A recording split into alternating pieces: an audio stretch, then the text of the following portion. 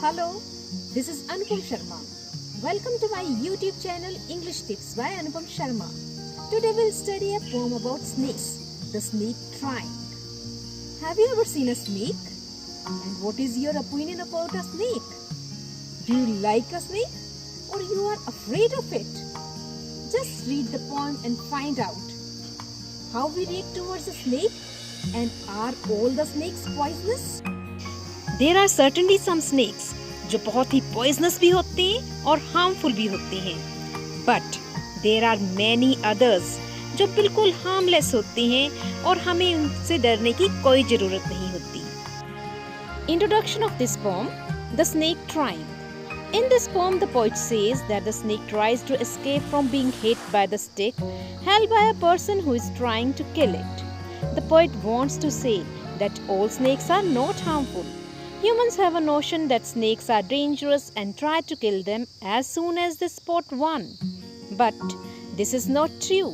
He tells us how a harmless green-colored snake tries to hide behind the green bushes in order to save itself. The poet of this poem, The Snake Trying, is WWE Ross.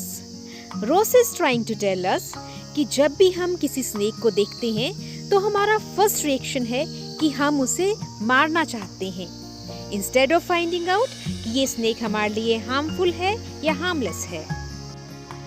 Let's read the poem the snake trying, explain it and study it's literary devices.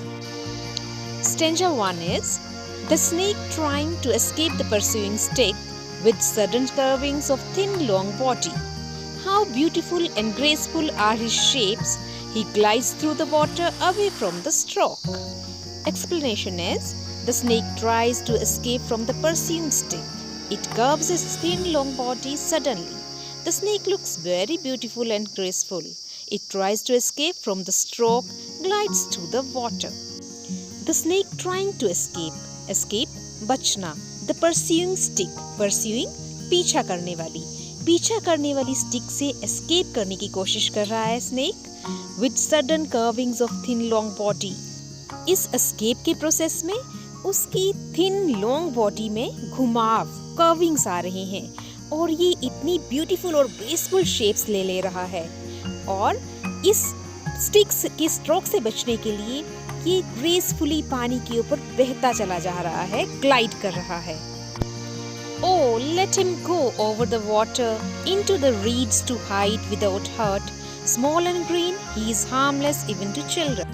Explanation is the snake should go over the water into the reeds to hide without hurting the children. It looks small and green.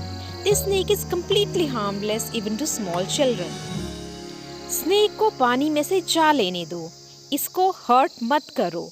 और पानी में कहाँ जाएगा? ये जो reads हैं, पानी के छोटे छोटे प्लांट्स हैं, उनमें छुप जाएगा. ये स्मॉल है, ग्रीन कलर का है और बच्चों के लिए नुकसानदायक नहीं है, हार्मलेस है. Stanza 3. Along the sand he lay until observed and chased away, and now he vanishes in the ripples among the green slim reeds. The snake lies on the sand until it is observed and chased away. In the end, it disappears in the ripples in the green reeds. Snake तब तक sand में लाई करता है, लेटा रहता है जब तक इसको ऑब्जर्व नहीं किया जाता और उसको चेज यानी वहां से भगाया नहीं जाता. और अब जब उसको स्टिक से चेज किया जा रहा है, भगाया जा रहा है, तो वो वैनिशेस, डिसअपीयर हो जाता है रिपल्स में, लहरों में, ग्रीन स्लिम रीड्स के बीच में, जो कि वाटर प्लांट्स हैं.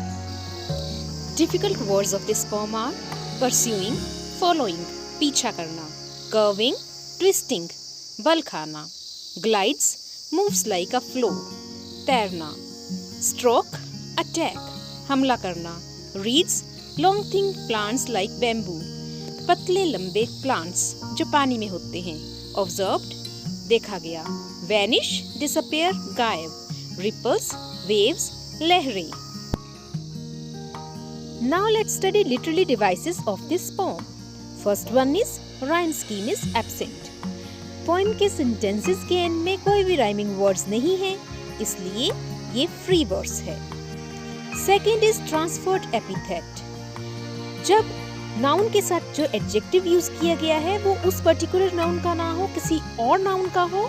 जैसे यहाँ पे यूज किया है वर्ड परस्यूइंग स्टिक, पीछा करने वाली स्टिक। स्टिक क्योंकि पीछा नहीं करती है, पीछा करता है person. So over here pursuing जो कि पर्सन के साथ यूज ना करके स्टिक के साथ यूज किया गया है, so it is transferred epithet. The third literary device over here is alliteration. यहाँ पे कॉन्सोनेंट साउंड H का रिपीटेड यूज किया गया है he is harmless में, so it is alliteration. Now let's study question answers of NCERT book. First one is what is the snake trying to escape from? Snake किससे बचना चाह रहा है? The answer is the snake is trying to escape from the pursuing stick. पीछा करने वाली stick से escape करने की ट्राई कर रहा है snake. Question 2. Is it a harmful snake? What is its color? क्या ये स्नेक हार्मफुल है? इसका कलर क्या है? No, it is not harmful. It is a small green snake. Question 3. The poet finds a snake beautiful. Find the words he uses to convey its beauty. Poet को snake beautiful लग रहा है, वो words ढूंढे जो बताते हैं कि स्नेक ब्यूटीफुल है। So the answer is beautiful and grace. ये दो वर्ड्स यूज किए हैं पोइट ने to convey its beauty. Question 4. What does the poet wish for the snake? Poet snake के लिए क्या विश कर रहा है? The answer is the poet wishes the snake to go over the water into the reeds to hide without being hurt by its pursuer. Poet यही चाहता है कि स्नेक हर्ट ना हो। Question 5 is, where was the snake before anyone saw it and chased it away? Where does the snake disappear? Snake पहले कहाँ था और फिर कहाँ disappear हो गया? The answer is, the snake was lying on the sand before anyone saw it and chased it away. The snake disappeared in the ripples of the water among the green reeds. Snake water की लहरों में disappear हो गया green reeds घास के बीच में। Thanks for watching. Now I hope you have got the message which the poet is trying to convey, that all snakes are not poisonous, so we should not be afraid of them. If you have understood the poem and its message, please like, share and subscribe the channel. Thank you.